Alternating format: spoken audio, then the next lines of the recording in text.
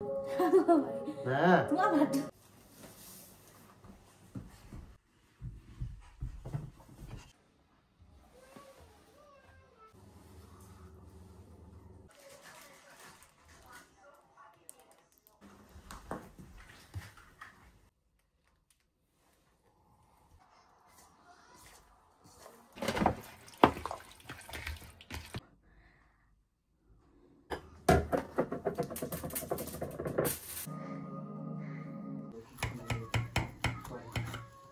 আসসালামু আলাইকুম সবাইকে আমার নতুন আরও একটা ব্লগ দেখার আমন্ত্রণ জানিয়ে শুরু করছি।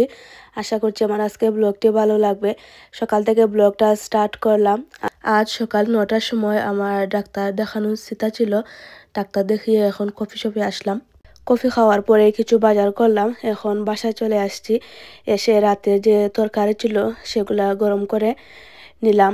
আজ আমার বয়সটা একটু বাড়ি বাড়ি লাগছে, কারণ এই 2 দিন ধরে অনেক জ্বর সর্দির কারণে বয়সটা বাড়ি হয়ে আছে। পান রুটি কিনেছি, এখন খাবো মাংস দিয়ে।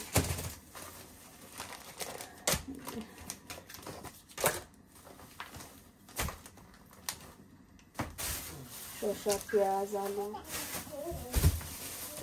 সালাদ পাতা।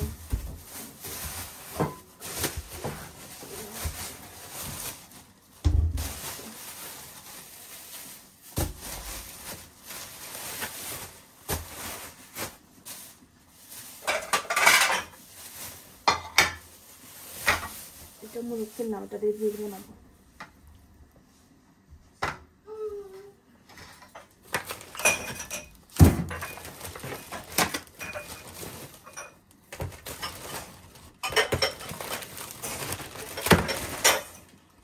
আজ হচ্ছে আমার হাজব্যান্ডের বার্থডে, সেই উপলক্ষে ওনার জন্য ছোটোখাটো কিছু আয়োজন করছি। তো এখানে হচ্ছে আমি আস্ত মুরগির গ্রিল করব, তাই মশলা দিয়ে মাখিয়ে রেখে দিচ্ছি। আর রাতে হচ্ছে গ্রিলটা করব, তো আগে থেকে মশলা দিয়ে মুরগটা মাখিয়ে রাখলে এটা খেতে ভালো লাগে। এই বাড়ি গলায় বয়স দিতে ভালো লাগছিল না, নিজের কাছে নিজের বয়সটা শুনতে ওই জন্য কীরকম লাগছিল। কিন্তু এত ব্লগ জমা হয়ে আছে, রেগুলার যদি ব্লগ না দিই তাহলে দেখা যাবে যে আরও অনেক বেশি ব্লগ জমা হয়ে যাবে। তাই রেগুলার ব্লগ দিয়ে আগের ব্লগগুলো শেষ করছি। মশলার মধ্যে এই 2টা মুরগ মাখিয়ে তারপরে নর্মাল ফ্রিজে রেখে দিলাম। এখন হচ্ছে কেক বানাবো। এই কেকটা আমি রাতেই বানিয়ে রেখেছিলাম, এখন শুধু ডেকোরেশন করব। এখানে আমি হুইপিং ক্রিম, তারপরে এই পরিমাণ মতো চিনি দিয়েছি, দিয়ে এটাকে ভালো করে ব্লেন্ড করে নিচ্ছি।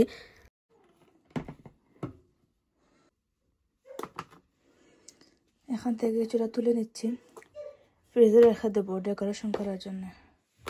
বাইরে রেখে দিলে এটা পানি ছেড়ে দেবে। সব কিছু রেডি, এখন বিসমিল্লাহ বলে কেকটা বানিয়ে নিই।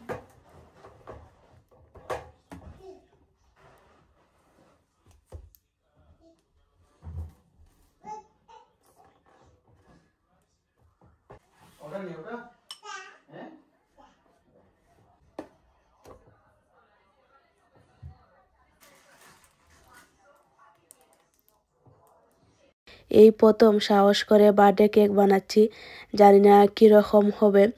সবাই লাস্ট পর্যন্ত দেখে তারপরে আমাকে কমেন্ট করে জানিও যে কেকটা কীরকম হলো। আজ কেক করতে গিয়ে বুঝেছি যে কেকের কেন এত দাম। আসলে দেখতে যেরকম সোজা, বানাতে গেলে কিন্তু সেই রকম সোজা না। এত এত বোরিং লাগছিল, এটা হচ্ছিল না ওটা হচ্ছিল না। তো অনেক চেষ্টা করে তারপরে ফাইনালি এটা কমপ্লিট করতে পেরেছি। তারপরে ডেকোরেশন করার জন্য হুইপিং ক্রিম কিছুটা যে ফ্রিজে রেখে দিয়েছিলাম, হাজব্যান্ডকে বলেছিলাম যে নর্মাল ফ্রিজে রাখার জন্য, উনি ডিপ ফ্রিজে রেখে আসছেন যাতে ভালো থাকে। তো লাস্টে ডেকোরেশন করার জন্য যখন বের করেছি, এখন বের করার পরে দেখি যে এটা আইসক্রিম হয়ে গেছে। তো কি আর করার, এটা দিয়ে ডেজার্ট বানালাম। তারপরে আবার নতুন করে হুইপিং ক্রিম ব্লেন্ড করে তারপরে ডেকোরেশন করলাম।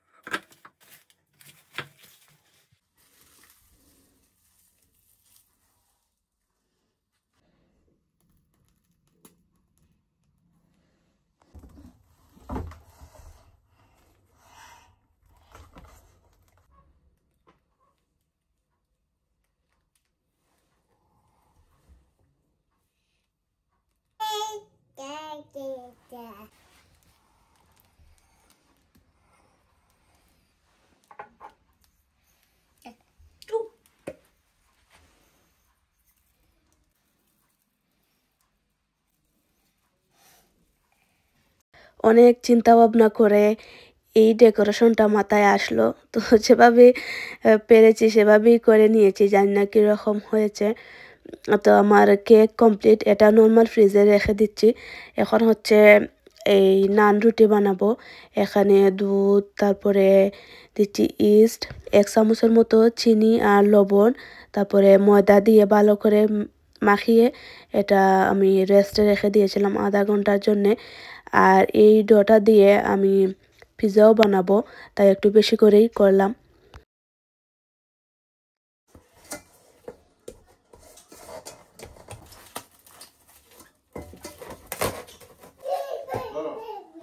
সব কিছুর আয়োজন করে একটু রেস্ট করে আসলাম, যেহেতু অনেক সকালে ঘুম থেকে উঠেছি। এখন আমাদের সন্ধ্যা হয়ে গেছে, তাই ঘুম থেকে উঠে প্রথমে ডেকোরেশন করে নিলাম। এখন গিয়ে রান্না বান্না করব। সাজানো শেষ।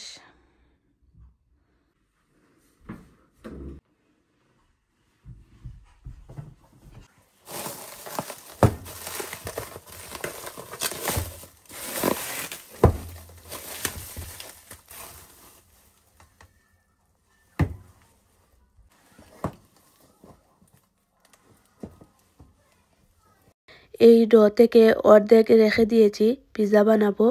আর অর্ধেক দিয়ে হচ্ছে চিজ নান তৈরি করছি।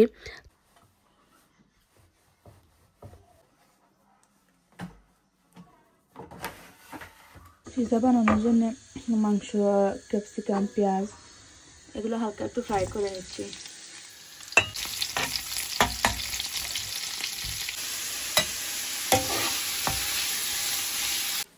সেই থেকে যে এই সবজি কাটারটা এনেছিলাম, এটা দিয়ে এখন সালাদ বানাবো।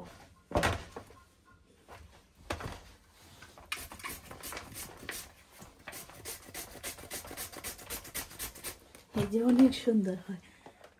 আমি দিশা আপুর দেখে এটা অর্ডার করেছি। উনি এই মেশিন দিয়ে আলু ভাজি করেন, আলু কেটে তারপর ভাজি করেন, দেখতে অনেক সুন্দর লাগে। তাকে দিয়ে বা দা দিয়ে কাটলে এরকম হয় না। এই যে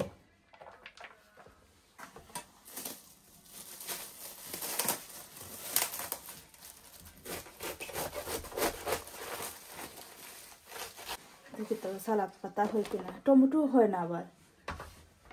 এই যে শুধু শসা, গাজর এগুলা। না, সালাদ পাতা হয় না এটা।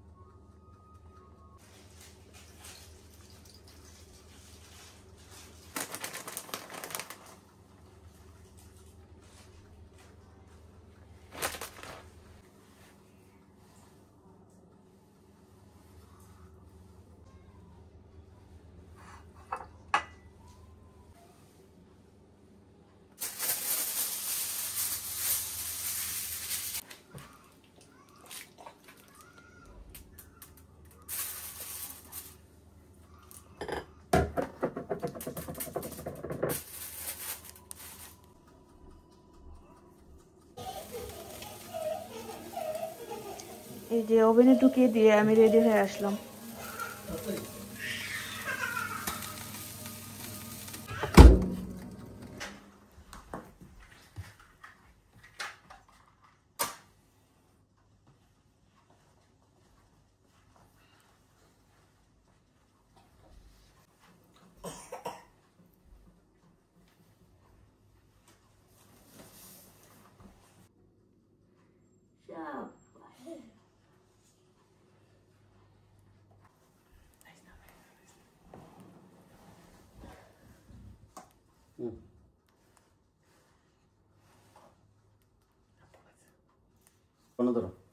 ধরো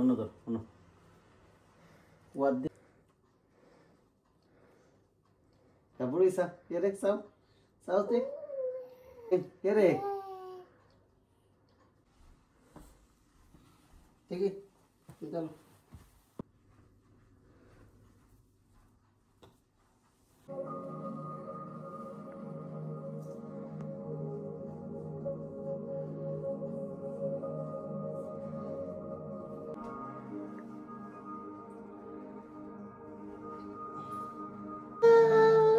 Hola, hola.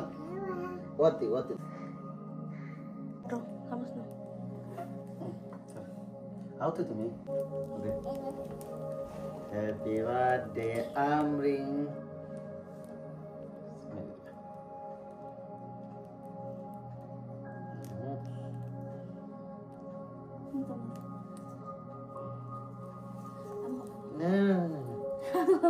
Nah.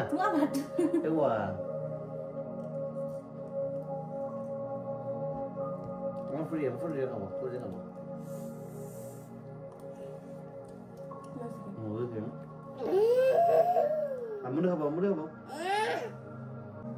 আলহামদুলিল্লাহ আজকের দিনটা অনেক সুন্দর কাটালাম। আর হাজবেন্ড তো অনেক খুশি এই অসুস্থ শরীর নিয়ে, যে ওনার জন্যে কেক বানিয়েছি, এত সুন্দর করে আয়োজন করেছি। উনি শুধু বারবার আমাকে ধন্যবাদ দিচ্ছিলেন। আজ ওনার পছন্দেরই সব কিছু বানিয়েছি।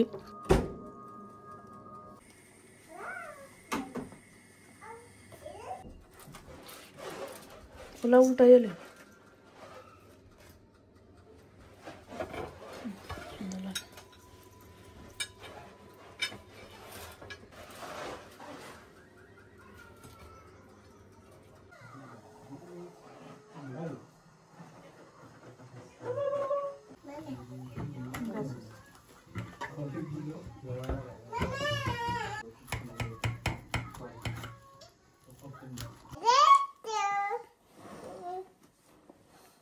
देखा बोला करे वाओ किती বার্থডে গিফট। किती इज बर्थडे गिफ्ट तुला দেখে দিছে আমরা নিয়েছি নি ওনা বন্ধু তো ওকে ও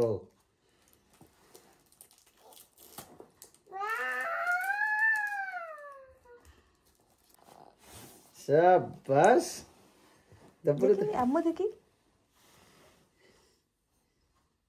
kita dice gracias ya আমার আজকের ব্লগটা এখানেই শেষ করব। তার আগে বলি, যারা কিনা আমার ভিডিও দেখেন, অনেক সুন্দর সুন্দর কমেন্ট করেন, সব আপুদেরকে মন থেকে অনেক অনেক ধন্যবাদ এবং ভালোবাসা জানিয়ে শেষ করছি আমার আজকের ব্লগ। আল্লাহ হাফেজ।